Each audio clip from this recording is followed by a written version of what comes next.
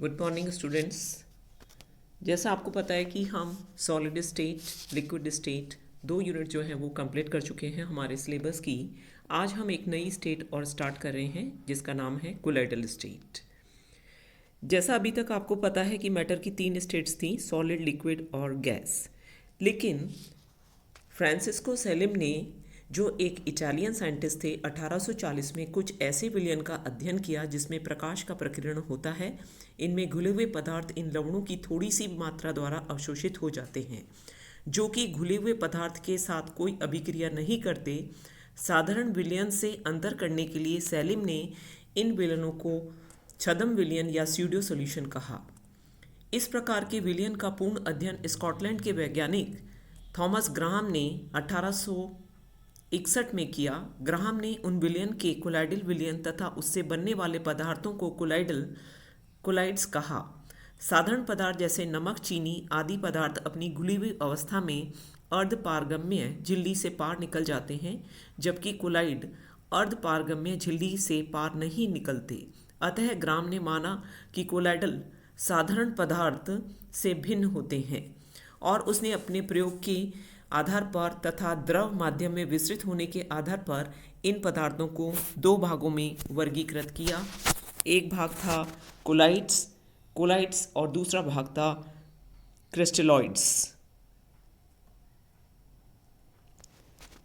Crystalloids जो होते हैं वह वे पदार्थ होते हैं जो शीघ्रता से विस्तृत हो जाते हैं, उन्हें क्रिस्टलाभ कहते हैं, क्योंकि ये पदार्थ ठोस अवस्था में प्राय क्रिस्टलीय अवस्था में होते हैं। ये पदार्थ जांतव, एनिमल और वेजिटेबल वनस्पति झिल्लियों में से आसानी से गुजर जाते हैं, जैसे यूरिया, शक्कर, नमक आदि जो हैं वो क्रिस्टलीय पदार्थ इसी श्रेणी में आते हैं। दूसरा है कोलाइड्स। इन कोलाइड्स के अंदर आप देखेंगे कि ये विलयन बहुत धीरे धीरे विस्तृत होते हैं तथा ये एनिमल और वेजिटेबल झिल्ली में से गुजर नहीं पाते, जैसे स्टार्च, जेलेटिन, सैलिसिलिक अम्ल, प्रोटीन आदि इसी वर्ग के सदस्य हैं। उदाहरण के तौर पर NaCl जल में तो क्रिस्टलॉइड होता है और बेंजीन में एक एल्कलॉइड भांति की व्यवहार करता है। तो कुछ पदार्थ ऐसे होते हैं जो क्रिस्टलॉइड्स भी होते हैं और कोलाइड्स भी होते हैं। वो उनके विभिन्न परिस्थितियों पर भी निर्भर करता है। जैसे साबुन जल में एक कोलाइड है, लेकिन बेंजीन के विलयन में यह एक क्रिस्टलाइड हो जाता है। उचित परिस्थितियों में लगाकर कॉपर, सिल्वर, लेड आदि धातु तक को कोलाइड बनाया जा सकता है। जैसे राल, जिसे फोनाइल कहते हैं, एल्कोहल में वास्तविक विलयन है, लेकिन जल में ये कोलाइडल सॉल्यूशन के रूप में काम करता है। इस प्रकार एक ही पदार्थ 2 अवस्थाओं में रह सकता है। अतः क्रिस्टलाभ और कोलाइड 2 भिन्न भिन्न अवस्थाएं हैं। आज कोलाइड के स्थान पर कोलाइडल स्टेट का प्रयोग किया जाता है। किसी पदार्थ की कोलाइडल अवस्था एक अत्यधिक परिक्षेपित अवस्था है, जिसके पृथक कण साधारण अणु नहीं होते, बल्कि अनेक एकत्रित अणुओं की इकाई जो है वो एग्रीगेट्स होते हैं। अतः कोलाइड अवस्था को निम्न प्रकार से परिभाषित किया जा सकता है: यदि कोई पदार्थ किसी अन्य माध्यम में इस प्रकार से वितरित हो कि उसके कणों का आकार, व्यास लगभग 100 एंगस्ट्रॉम हो, तो कहा जाएगा कि ये पदार्थ कोलाइडल अवस्था में है। कणों के व्यास के आधार पर विलयनों को निम्न 3 भागों में बांटा जा सकता है: एक ट्रू सॉल्यूशन, एक कोरस सस्पेंशन और तीसरा है कोलाइडल स्टेट। इस प्रकार के ये पदार्थ जो विलयन में विलायक तथा विलेय पदार्थों के कणों का व्यास लगभग समान होता है, एक होमोजीनियस सॉल्यूशन जो है वो बनाते हैं।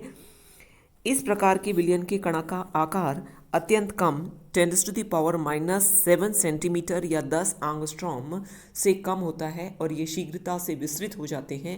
इस प्रकार के कणों को प्रभावशाली सूक्ष्मदर्शी द्वारा भी नहीं देखा जा सकता।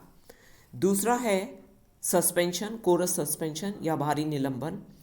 इस प्रकार के कणों का आकार जो होता है वह लगभग 2 × 10⁻⁻5 सेंटीमीटर या 2000 एंगस्ट्रॉम और उससे ज़्यादा अधिक हो तो इनका आकार बड़ा होने पर इनको आँखों से देखा जा सकता है। ये कण गुरुत्वाकर्षण बल के कारण पात्र के पैंदे पर बैठ जाते हैं जिसे हम निलंबन, विषमांग हिट्रोजीनियस होते हैं। तीसरी अवस्था है कोलॉइडल सॉल्यूशन। इस कोलॉइडल सॉल्यूशन में ये पदार्थ उपयुक्त दोनों चरम सीमाओं की मध्यवर्ती अवस्था होती है। यह एक विषमगामी विलयन है जिनमें विलय पदार्थ के कणों का आकार व्यास 2 × 10⁻⁵ सेंटीमीटर अर्थात 2000 एंगस्ट्रॉम से कम और 10⁻⁷ सेंटीमीटर 10 एंगस्ट्रॉम से अधिक होता है। ये कण आंखों से नहीं देखे जा सकते परंतु प्रभावशाली सूक्ष्मदर्शी द्वारा देखे जा सकते हैं। ये कण छोटे होने के कारण गुरुत्वाकर्षण के कारण पात्र के पैंदे में एकत्रित नहीं होते तथा वास्तविक विलयनों के आकार से बड़े होने के कारण शीघ्रता से विसरित भी नहीं होते। इस प्रकार कोलॉइडल के विलयनों में कणों का आकार वास्तविक विलयन और निलंबन के कणों के आकार के मध्य में होता है। ये सस्पेंशन है जैसा आप इस डायग्राम में देख रहे हैं। ये 10⁻⁻⁵ एंगस्ट्रॉम से ज़्यादा है और 2.5 × 10⁻⁻5 से 5 × 10⁻⁷ के मध्य में जो आते हैं वो कोलॉइडल सॉल्यूशन कहलाते हैं और ट्रू सॉल्यूशन जो होते हैं जिनके अणुओं का आकार 10⁻⁷ होता है। तो ये आप देख रहे हैं कि ये छोटे हैं, ये बड़े हैं और इनके मध्य स्थिति में जो है वो कोलॉइडल अवस्था जो है वो आ जाती है। तो इस तरीके से हमें कोलॉइडल विलयन जो है वो प्राप्त होता है जो ट्रू सॉल्यूशन और सस्पेंशन के बीच की स्थिति के अंदर रहता है। अब हम यहाँ पर देखें कि कोलॉइडल सॉल्यूशन और वास्तविक सॉल्यूशन में क्या अंतर होता है। अगर हम इनकी निकाय की प्रकृति को देखें तो ट्रू सॉल्यूशन जो होता है वो होमोजीनियस होता है। सब उसमें जो भी पदार्थ घोला जाता है जिस भी विलायक में वो बराबर से मिल जाते हैं और इसमें हीटरोजीनियस होता है तथा इसके साइज़ का पार्टिकल साइज़ जो होता है वो 10⁻⁷ से 10 से कम और 10⁸ से अधिक इसके बीच के रेंज में होता है। ये 10⁻⁻5 से 10⁻⁻7 के बीच में होता है। इसमें विस्कोसिटी जो है वो पार्टिकल्स जो होते हैं वो विजिबल नहीं होते माइक्रोस्कोप से भी और इनको पावरफुल माइक्रोस्कोप से देखा जा सकता है। फिल्टरेबिलिटी यानी निस्पंदनता, इसके कण को फिल्टर पेपर, वनस्पति और जांतव झिल्ली में से गुजर जाते हैं।